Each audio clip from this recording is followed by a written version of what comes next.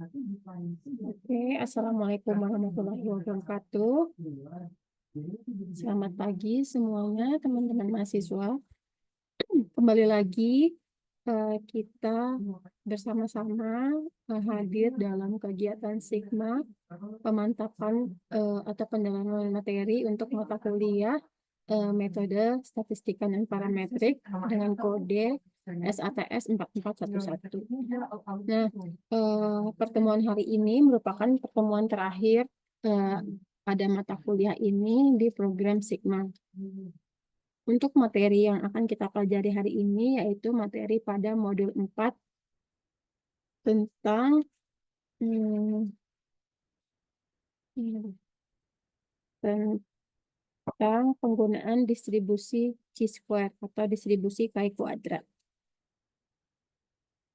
Nah, untuk mengefisiensikan waktu, mari kita mulai saja pertemuan kita hari ini. Tetapi sebelum itu, marilah sama-sama kita berdoa menurut agama dan kepercayaan kita masing-masing. Berdoa dimulai.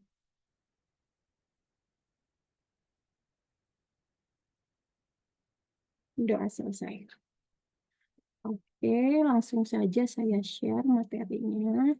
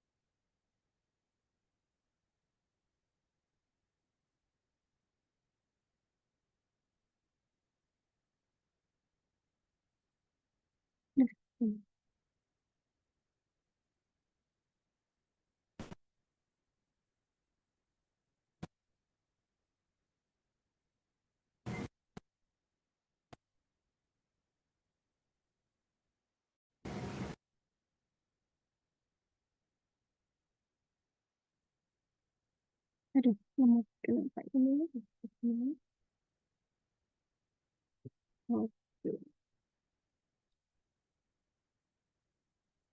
Oke, sudah ya.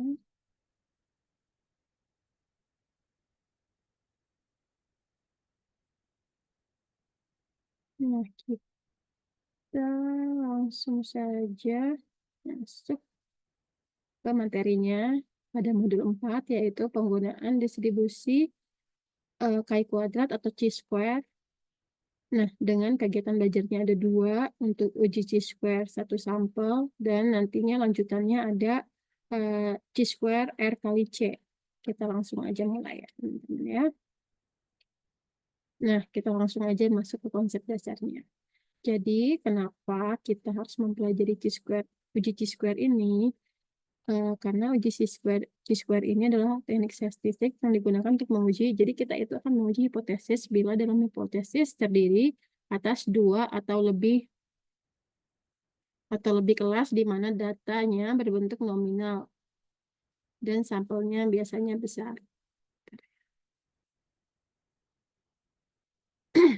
Nah, kemudian tujuan kita mempelajari uji chi-square atau chi kuadrat. Jadi sama saja ya teman-teman, apakah kita menyebutnya chi-square atau chi kuadrat. Jadi chi-square itu versi bahasa Inggrisnya, chi kuadrat itu versi bahasa Indonesianya. Jadi nanti kalau teman-teman sudah pernah baca modul kita sampai selesai, BMP kita sampai selesai, nantinya itu kita akan belajar tentang ada goodness of fit, kecocokan dari model. Jadi sebelum kita belajar ini, nanti itu dasarnya ada di uji chi-square. Makanya dari awal, teman-teman harus bisa memahami dahulu uji chi-square itu seperti apa ya teman-teman ya.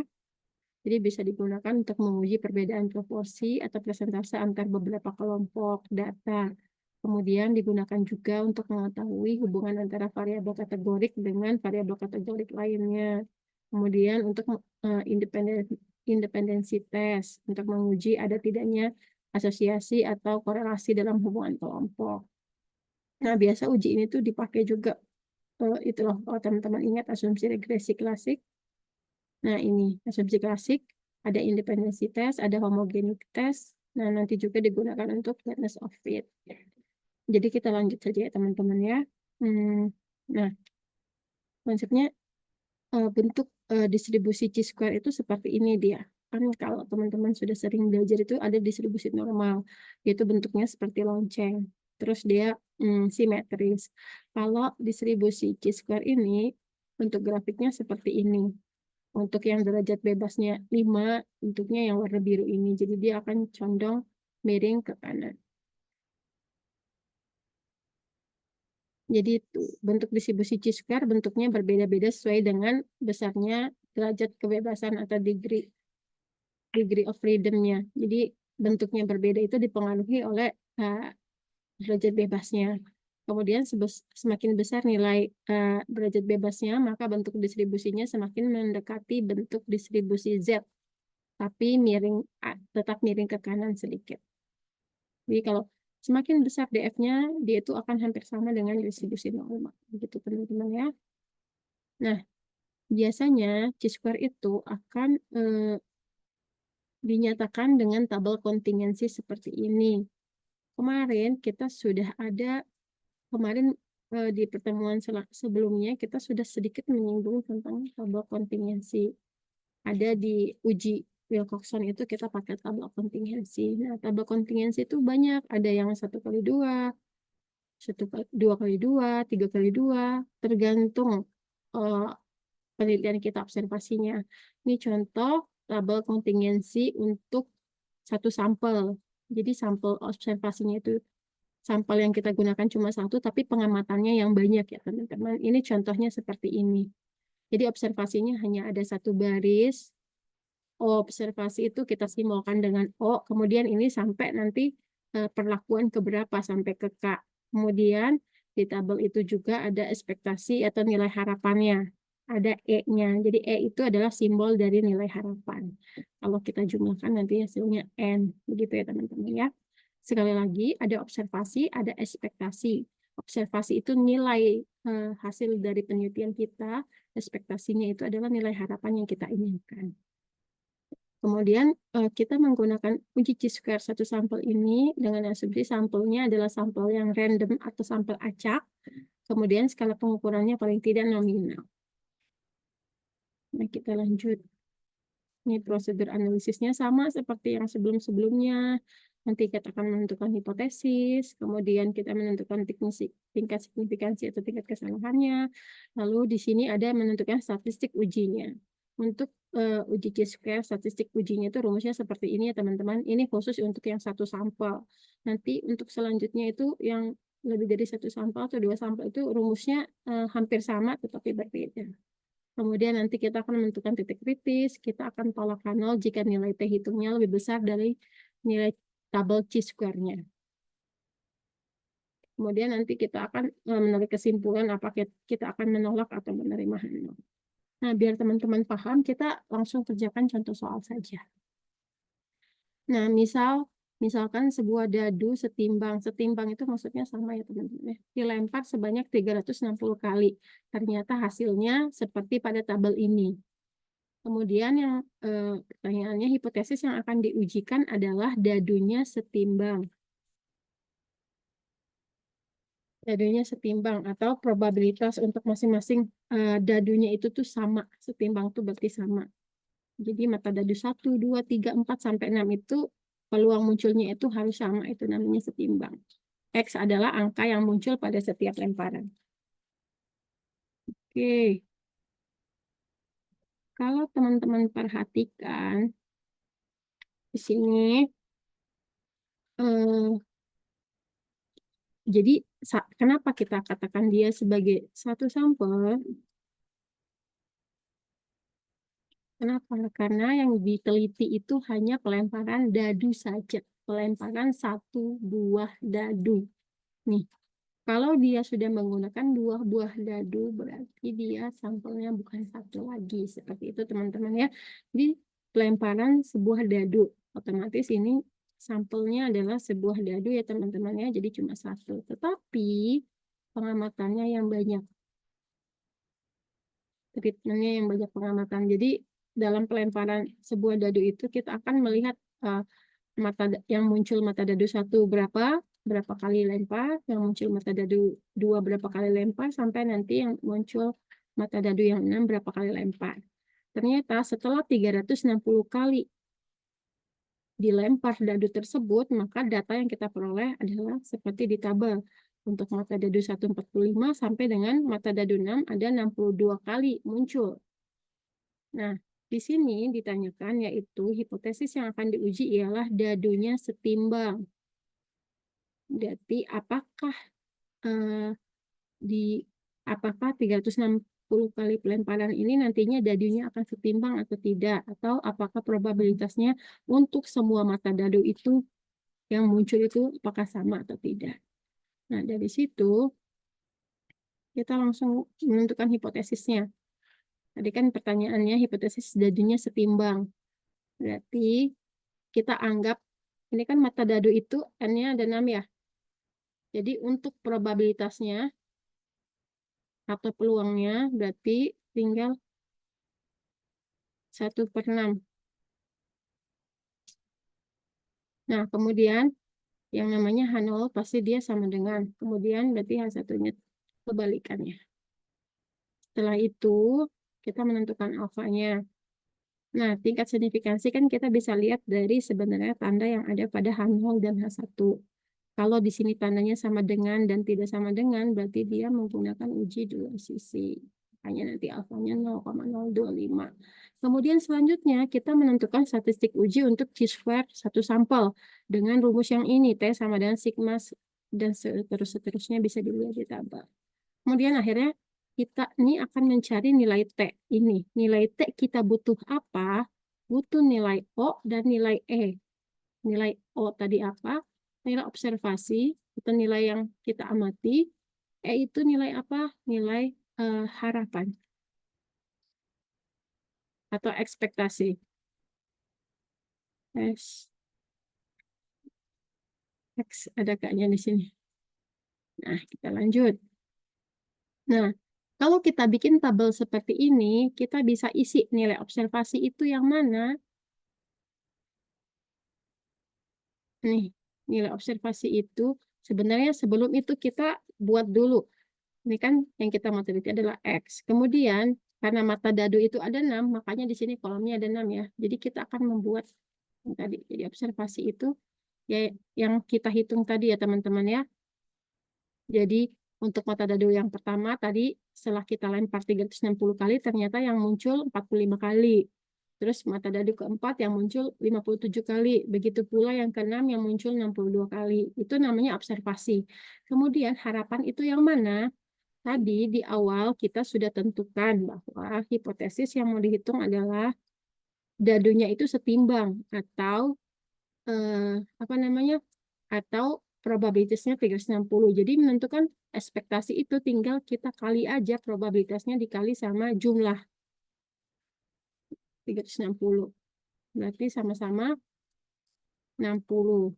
Maka ekspektasi muncul dadu yang bermata satu itu 60. Begitu pula yang bermata dua 60 sampai nanti yang bermata 6 itu 60. Karena tadi sekali lagi hipotesisnya setimbang, jadi dianggap semuanya sama. Sehingga ekspektasinya bisa kita isikan sebagai 60. Seperti itu ya teman-teman. Jadi nilai ekspektasi ini tergantung si soalnya maunya seperti apa. Kemudian, karena kita tahu deh nih ya, yang saya jelaskan tadi ada di sini. Dadu setimbang, jadi semua dianggap sama. Karena totalnya 360, ya berarti tinggal kita bagi 6, sehingga masing-masing nilai EJ-nya atau nilai harapannya itu sebanyak 60 untuk setiap mata dadu. Mana dia? Kemudian, ini yang OEZ ini kita coba hitung ya sebelum saya masukin. Ini di sini.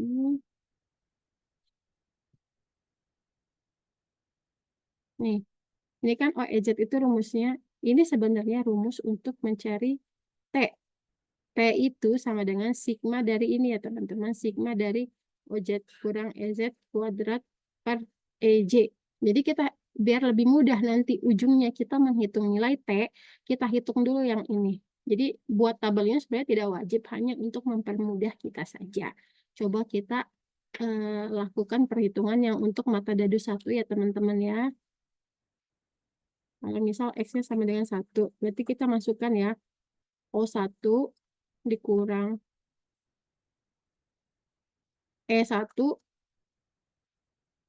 kita kuadratkan dibagi E1.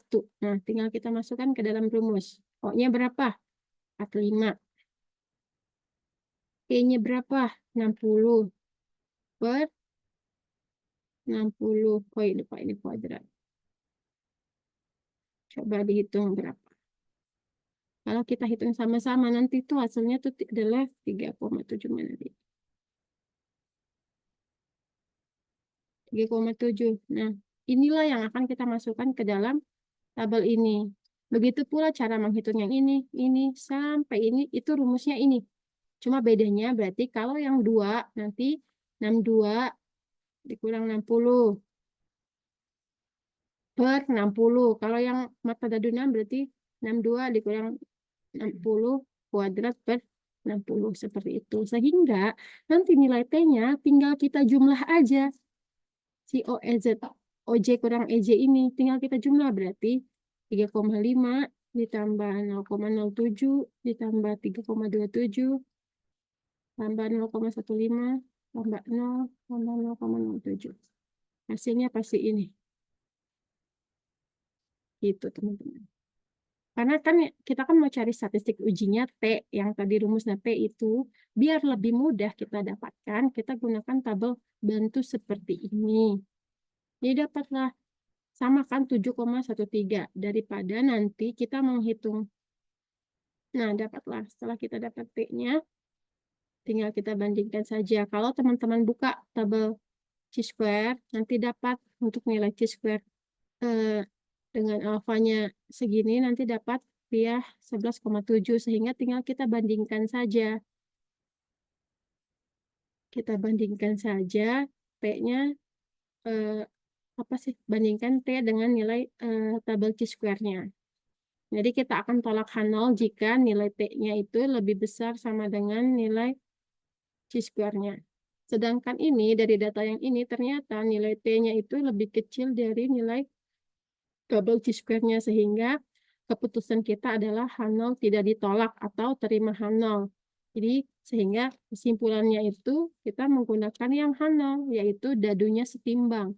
Jadi sebanyak tadi 360 kali lemparan tadi ternyata kesimpulannya itu adalah dadunya setimbang atau probabilitas atau peluang setiap mata dadu muncul itu sama, yaitu 1/6. Seperti itu ya teman-teman ya. Begitu kalau dia satu sampel masih lumayan mudah. Nah ini coba latihan soalnya seperti apa ya teman-teman. Coba dikerjakan dulu. Coba dicoret-coret 5 menit. Nanti kita kerjakan bersama.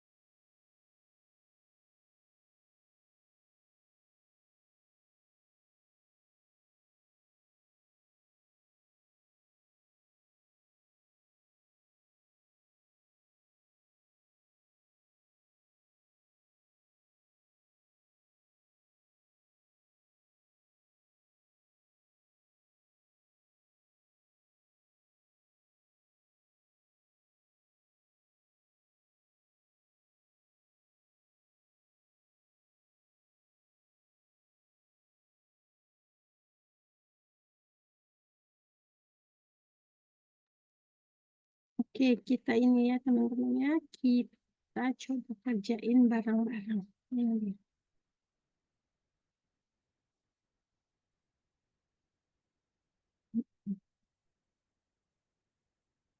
Ini tadi soalnya ya.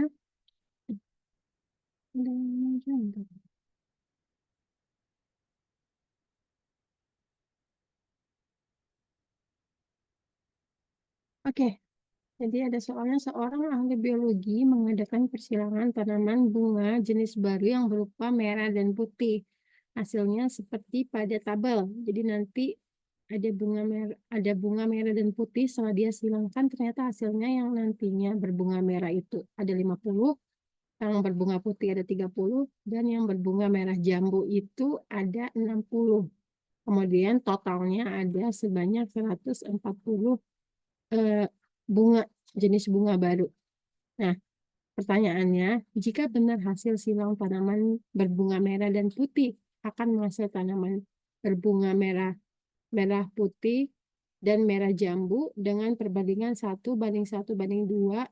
Kemudian dari hasil percobaan ingin diketahui apakah dikatakan bahwa persilangan tanaman baru mengikuti pola 1:1:2.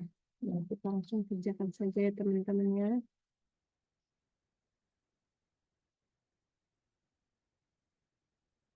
Nah, di sini coba ini. Tadi di awal itu, ini soal yang tadi ya. Sebelum kita mulai melakukan prosedur analisis uji Chi-square, baiknya kita bikin dulu nih tabel yang ini yang kita bikin di awal tadi. Nah, ada namanya O, O tadi, maaf, itu bukan OIJ, O aja. Ntar saya benerin dulu teman-teman, tidak bingung.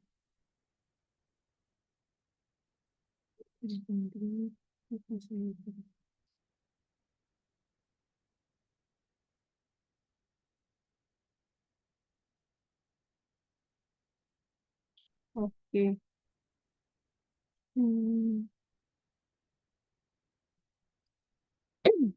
Sekarang kita coba isi sama-sama ya, mulai dari awal. Ini tuh tempatnya malah ini. Sebentar.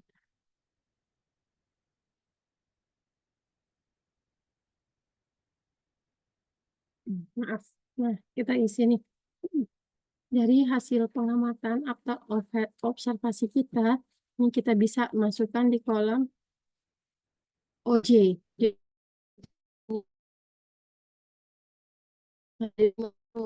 ini kita isi di sini. Kemudian yang putih ada 30. Kita isi. Kemudian yang merah jambu ada 60. Sehingga jumlahnya ada 140.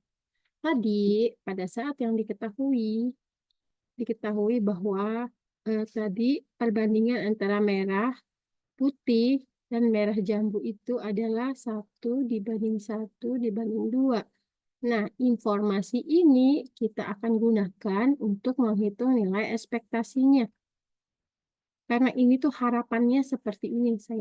Jadi si peneliti itu berharap ketika dia menyilangkan bunga warna merah dan bunga warna putih, hasilnya itu nanti eh, 1:1:2. Jadi nanti yang merah itu maunya 1, yang putih itu maunya 1, kemudian yang eh, merah jambu itu maunya 2, sehingga itu kita namakan sebagai ekspektasi.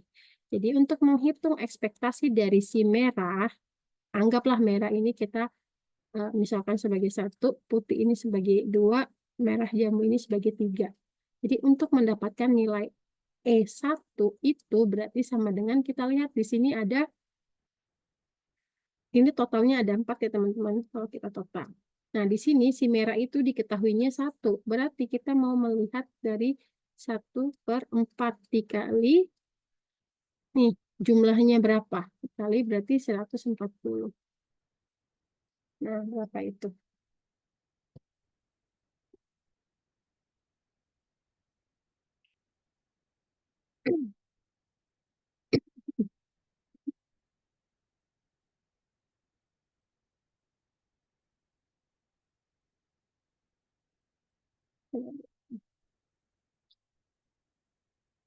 Ini kalau kita hitung dia itu adalah 35. Kemudian E2-nya juga sama. Tinggal 1/40 kali 140 lagi. Berarti sama dengan 35. Kemudian E3-nya rumusnya sama lagi. Tinggal 2/4 dikali 140. Berarti dia sama dengan 70. Nah, tinggal kita isi di sini E1 berapa? 35. E2 35. E3 70. Pasti nanti totalnya itu akan sama, yaitu 140. Kemudian setelah itu mari kita menghitung kolom yang ini untuk mendapatkan nilai T. Ingat, nilai T itu sama dengan sigma dari ini ya, dari ini jumlah. Coba yang pertama, saya kasih 1. Tinggal kita masukin O1 dikurang E1 per E1. Ini lupa kuadrat. Kita masukkan saja ke rumus, sehingga O-nya itu adalah 50. 50 dikurang 35 kuadrat per 35. Kalau kita hitung, nanti kalau teman-teman hitung, coba dihitung sendiri pakai kalkulator, nanti ya hasilnya itu sebesar 6,43. Kemudian untuk yang keduanya nanti kalau teman-teman, kita masukin dulu ya, 6,43. Kalau teman-teman hitung menggunakan rumus yang serupa untuk yang berwarna putih dan berwarna merah, nanti teman-teman akan memperoleh di sini 0,71.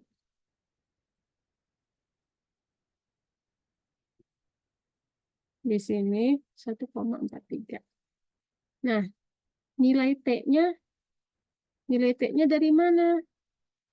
Tinggal kita jumlahkan saja. Ini jumlah, ini jumlah. Berarti T-nya sama dengan 6,43 ditambah 0,71 ditambah 1,43. Berarti sama dengan 8,57. Kita perolehlah nilai T-nya sebesar 8,57. Nah, kemudian jika kita menghitung tadi, apa namanya? Tadi kita sudah dapat. Diperoleh tadi nilai T-nya sama dengan 8,57. Kemudian, jika kita membuka nilai tabel chi-square, tabel chi-square-nya, karena tadi alfanya 5%, 0,95, berarti nanti dapat, teman-teman kan sudah kemarin diajarkan mencari tabel chi-square. Jadi teman-teman bisa buka lagi nanti tabel chi-square-nya untuk melihat nilainya ya. Akan didapat 5,991, sehingga tinggal kita bandingkan saja titik kritisnya. Tinggal kita bandingkan apakah nilai T-nya itu lebih besar sama dengan dari nilai chi-square-nya. Nah, nilai T yang kita peroleh adalah 8,57. Kemudian nilai chi-square-nya yaitu 5,991. Ini berarti lebih besar sehingga keputusan kita adalah tolak H0. Tadi H0-nya itu berarti penelitian itu 2 maksudnya. A1-nya berarti nanti yang tidak sama dengan. Yang ini kan yang sama dengan. Nah, maaf, terbalik. Nah, sudah. Setelah kita dapat ini, kan keputusannya adalah tolak H0. Berarti kita mengambil kesimpulan yang ini ya teman-teman ya. Berarti artinya itu H0-nya ditolak, berarti persilangan yang dilakukan oleh si peneliti itu ternyata tidak mengikuti pola 112. Entah pola apa kita nggak tahu, yang jelas dia tidak mengikuti pola ini. Itu ya teman-teman ya.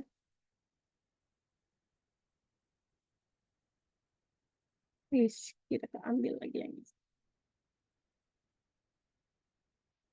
Oke, terus selanjutnya.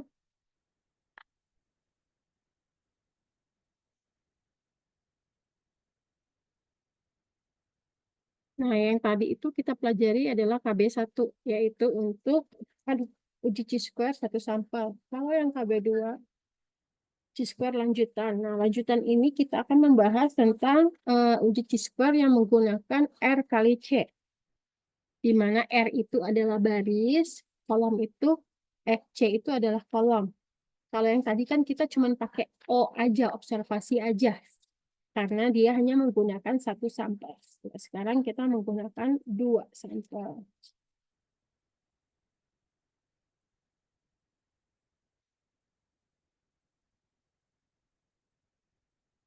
Dua atau lebih lah. Nah, coba kita kerjakan sama-sama.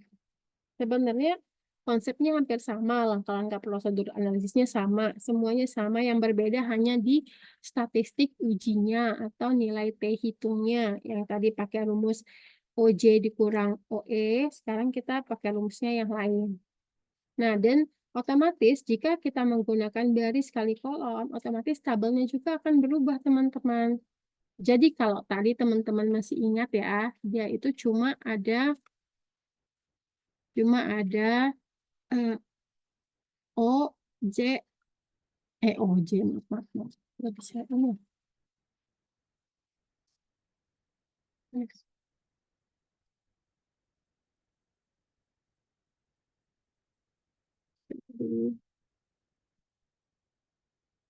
Nah, kalau yang tadi kita tuh pakai O sama E aja. Jadi tabelnya itu nggak akan ada eh, indeksnya itu nggak akan dua seperti ini, hanya satu. Kalau baris kali kolom indeksnya ada dua, jadi dia itu nanti ini O, I, J, bukan O, bukan OJ aja lagi gitu. Jadi observasinya nanti dikalikan. Inilah yang namanya tabel kontingensi. Kemudian nanti hasilnya yang C ini nanti kalau kita jumlahkan akan hasilnya N. Nah, kita mulai saja. Ya udah yang ini tadi.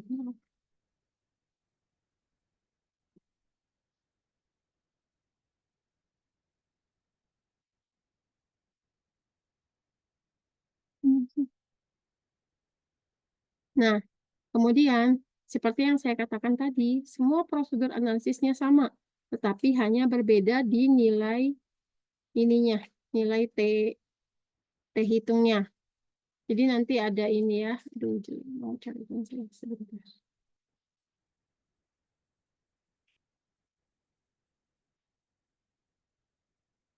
Mau cari. Nah, nanti nilainya statistik ujinya nilai T-nya tinggal kita hitung pakai ini. Kalau yang tadi teman-teman ingat kan dia cuma OJ dikurang EJ, sekarang jadi OIJ dikurang EIJ. Di mana EIJ-nya itu kita bisa dapat dari ini rumusnya. NI dikali CJ per N. Seperti itu. Nah, biar nggak bingung, coba kita kerjakan sama-sama soalnya ya. Jadi ada soal suatu sampel acak diambil dari sebuah universitas negeri yang terdiri dari 82 mahasiswa. Dan sampel acak lain diambil dari universitas swasta yang terdiri dari 46 mahasiswa. Jadi mereka diperoleh nilai mata kuliah bahasa Inggris sebagai berikut. Nih, ada di sini ada di tabel. Kemudian akan diuji eh, hipotesis yang menyatakan bahwa distribusi nilai bahasa Inggris untuk universitas swasta maupun negeri itu sama, ini kan? Sama berarti kita nantinya akan pakai dua sisi karena ada kata-kata sama. Gunakan alfanya sama dengan 5% untuk menguji hipotesis ini. Jadi data ini itu ada data dua mahasiswa mahasiswa dari dua universitas swasta dan negeri. Terus ada nilai bahasa Inggrisnya yang dapat A, yang dapat B, yang C dan D. Nah, di sini diperoleh datanya untuk yang dapat A itu dari swasta 6 orang dan negeri itu 30 orang. Sampai nanti jika semua dilakukan akan diperoleh nilai seperti ini dengan total pengamatan sebanyak 128 ya teman-teman ya. Jadi jumlah yang dapat A untuk kedua universitas ada 36, jumlah B ada 46, sampai nanti jumlah yang D ternyata yang dapat D cuma 12. Total dari universitas swasta dan universitas negeri. Nah, kita lanjut. Yang pertama tadi sama langkahnya juga seperti tadi. Baiknya kita buat dulu tabel yang tadi itu loh teman-teman. Cuman sebelum bikin tabel yang tadi, yang tabel O, OIJ sama EIJ itu, kita hitung dulu EIJ-nya, biar nanti kita bisa langsung masukkan ke dalam tabel. Nah, nilai EIJ-nya itu kan tadi sudah dikasih tahu. Kita bisa cari EIJ dengan rumus ini. NI dikali CJ dikali N. NI ini adalah jumlah kolomnya, C ini jumlah barisnya. Kebalik, maaf. Ini berarti barisnya, C ini adalah kolomnya. Coba gimana caranya? Misal kita mau cari E, di sini aja. Misal kita mau cari untuk kolom pertama, baris pertama, berarti E11 sama dengan berarti N1 dikali C1 per N yang besar. Tinggal kita lihat di tab ini soalnya tadi ya. N1 itu berarti yang ini teman-teman. Yang ini. Ini sampai kehabisan. N1 yang itu ya teman-temannya 46. Terus yang C1 itu berarti yang mana itu kolomnya? Kolom pertama. Yang ini. Berarti tinggal kita masukin 46 dikali 36 per N itu yang mana? N besar yang ini. Total seluruhnya 128. Nanti kalau kita hitung, dia itu hasilnya adalah 12,9. Kemudian misal saya mau cari E 23 misal. Nah, E23 itu berarti N-nya atau barisnya ketiga. Nggak mungkin ada E23. Barisnya kedua, nih ya. Ini ingat ya, yang depan itu punya si N. Aduh, yang depan itu punya si N, yang belakang itu punya si C. Nah, N-nya adalah 2. Berarti N2 dikali C3 per N besar. Nah, tinggal kita lihat. N2 itu berarti adalah baris kedua. Nah, baris kedua yaitu 82 dikali C3. C3 itu berarti kolom ketiga. Berarti kita hitung 1, 2, 3. Berarti yang ini. Dikali 34 dibagi 128. Kalau kita hitung berarti dia adalah 21,8. Nah, seperti itu. Misal kalau saya minta teman-teman cari E32 berapa? Nah, kalau kita perhatikan yang depan ini adalah N atau baris. Kita lihat di sini barisnya cuma ada sampai 2. Jadi nggak mungkin tuh ada nilai E32 tuh nggak mungkin karena ini barisnya cuma ada 2. Seperti itu ya teman-teman. Jadi kalau nanti teman-teman hitung ya, udah yang terakhir dicoba. Coba nanti E14. Nah, kita lihat berarti N-nya 1, C-nya 4, N. Masukin N1 mana? 46. C4 berarti yang ini ya. 12 per 12. Nah, ini berapa? 4,3. Nah, dapatlah. Kalau teman-teman hitung nanti semua, yang ceritanya kita nyulap ini dapat nih. Jadi dapat dari E1 sampai nanti E11 sampai dapat E24. Jadi nanti kita sudah peroleh nih nilai ekspektasi atau nilai harapan untuk setiap pengamatan. Dapatlah ada 8 ya. Nah, setelah itu kita masukkanlah ke tabel yang tadi. Nah, sama ya. OIJ-nya dapat dari mana ya? Observasi. Jadi nanti dia 6, 14. Diurut aja teman-teman. 6, 14, 17, 9. Kemudian, nih udah kan? Kemudian 30, 32, 17, 3. Dapatlah observasinya seperti itu. Jadi semakin banyak observasinya, ya semakin panjang juga. Kemudian untuk EIJ-nya yang sudah kita hitung tadi ya teman-teman ya. E11, 12,9. Harus sesuai urutan. Kalau ininya diurutkannya ke kanan, berarti yang EIJ juga diurutkan ke kanan. Berarti 12,9, 16,5, dan seterusnya sampai nanti dapat yang 7,7. Nah, bagaimana caranya? OIJ-nya yang tabel yang ketiga bagaimana? Nah, sama aja kayak yang pertama kita kerjakan tadi. Tinggal kita hitung. Untuk yang pertama misalnya, untuk ini, saya kasih nama misal 1, 2, 3. 4, 5, 6, 7, 8. Jadi untuk yang pertama, tinggal kita masukkan O1,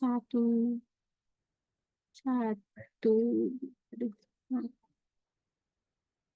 O11 dikurang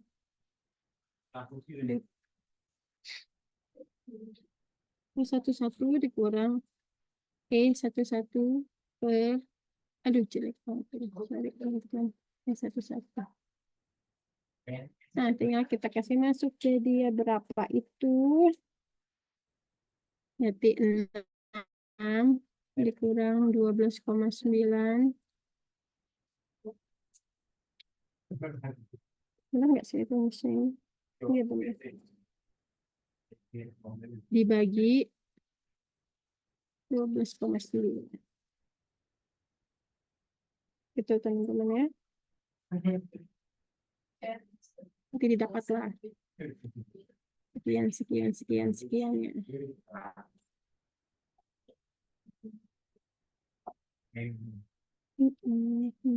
Dapatlah nanti berarti T-nya ini tuh adalah nilai, yang ini adalah nilai T-nya. T-nya sama dengan 17,3. Kalau teman-teman mau juga hitung, nggak perlu. Kalau nggak mau pakai bantuan tabel, boleh. Tinggal teman-teman hitung saja seperti ini. Karena nanti ujungnya akan tetap sama ya teman-teman ya. Jadi agak memusingkan, panjang dia. Nah, sama aja.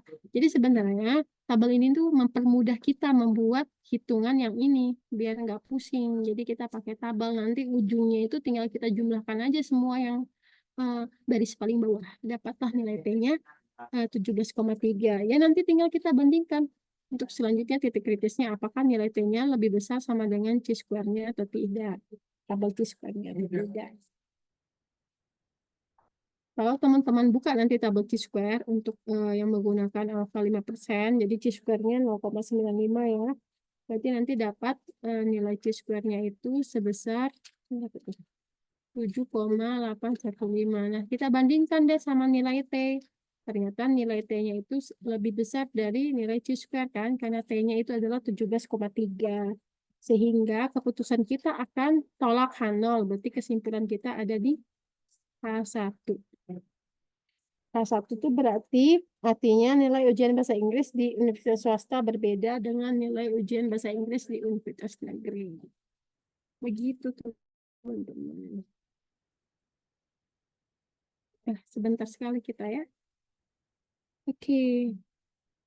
Jadi memang sedikit kalau untuk yang Q-square yang ini, yang R kali C, memang terlihat agak rempong hitungannya karena apa dia kolomnya banyak sama barisnya banyak. Kalau tadi yang satu sampel itu cuma satu, kalau sekarang banyak, tergantung pengamatannya seperti apa. Tetapi kalau teman-teman membuat tabel bantuan seperti ini, itu akan lebih mudah menghitung nilai T-nya.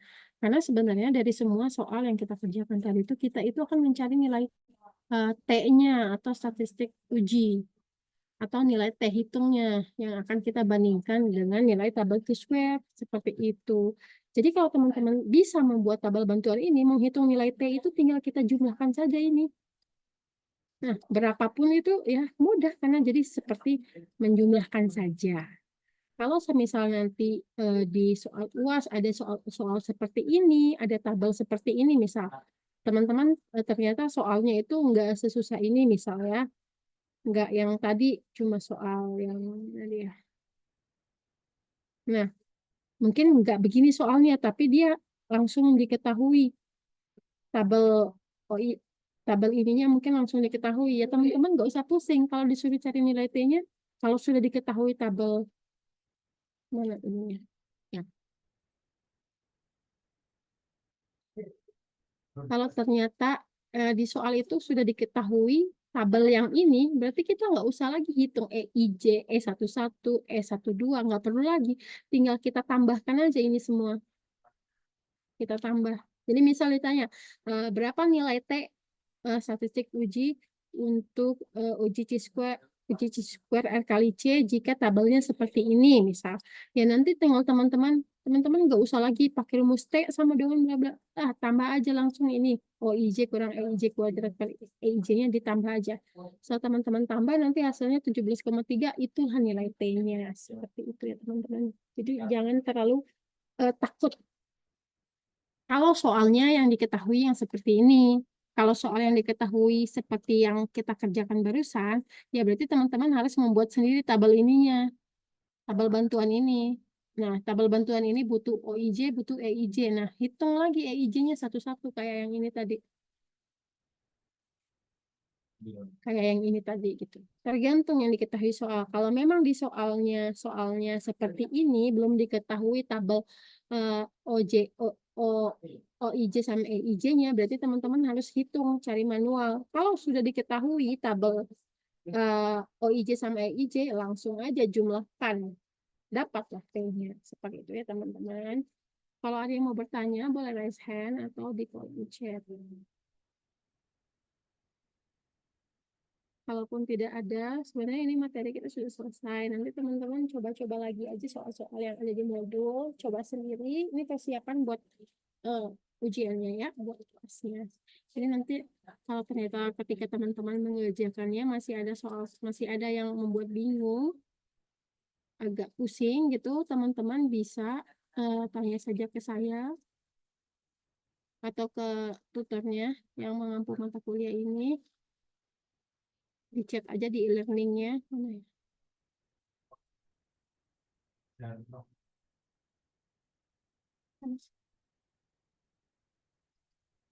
atau ditanya ke e-learningnya atau bisa di email aja saya buat tanya seperti itu teman-teman ya.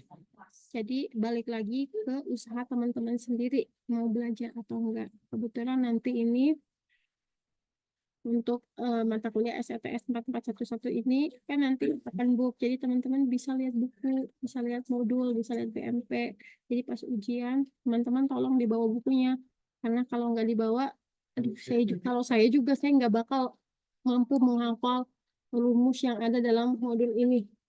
Karena banyak banget kan. Jadi ya nggak apa-apa di bawah saja bukunya, dilihat rumusnya baik-baik, diperhatikan antar uji itu perbedaannya seperti apa, cara menghitung statistik ujinya seperti apa. Oke, karena materi kita juga sudah selesai, terus juga ada yang bertanya, jadi kita akhiri ya. Terima kasih buat teman-teman yang sudah mengikuti dan menghadiri kegiatan Sigma pada mata kuliah non parametrik ini mulai dari pertemuan 1 yang membahas tentang modul 2 yaitu uji satu sampel, kemudian eh, pertemuan kedua yang membahas tentang modul 3 tentang uji 2 sampel berpasangan, dan yang ini pertemuan terakhir, pertemuan ketiga yang membahas tentang penggunaan uji distribusi chi-square pada modul keempat. Semoga apa yang kita pelajari pada pertemuan 1, 2, dan 3 ini bisa teman-teman pahami dengan baik dan berguna untuk teman-teman ke depannya. Nanti buat yang ujian atau buat selanjutnya. Terima kasih Ibu. Iya, terima kasih juga ya teman-teman ya sudah memperhatikan. Semoga usaha dan ikhtiarnya tidak mengkhianati nanti hasilnya seperti apa. Jadi tetap semangat buat teman-teman, tetap belajar, tetap semangat, jaga kesehatan karena kesehatan adalah yang terpenting. Nanti jika ada pertanyaan mengenai mata kuliah ini, boleh langsung di email ke saya atau bisa ditanyakan ke tutornya lewat e-learning ya teman-teman ya. Sukses terus buat ujiannya. Sebentar lagi kan udah mau selesai nih. Kita mungkin nanti bisa bertemu di lain kesempatan lagi, mungkin di Sigma semester selanjutnya untuk mata kuliah yang berbeda atau mungkin untuk mata kuliah ini lagi nanti kita lihat saja jadwal selanjutnya ya. Baiklah, terima kasih buat teman-teman semua yang sudah memperhatikan. Saya mohon maaf apabila selama 3 pertemuan ada salah-salah kata atau ada kurang-kurang yang saya sampaikan. Saya mohon maaf. Terima kasih banyak sekali lagi dan jangan lupa jaga kesehatan. Saya akhiri. Wassalamualaikum warahmatullahi wabarakatuh. Ya teman-teman ya, saya izin leave. Terima kasih.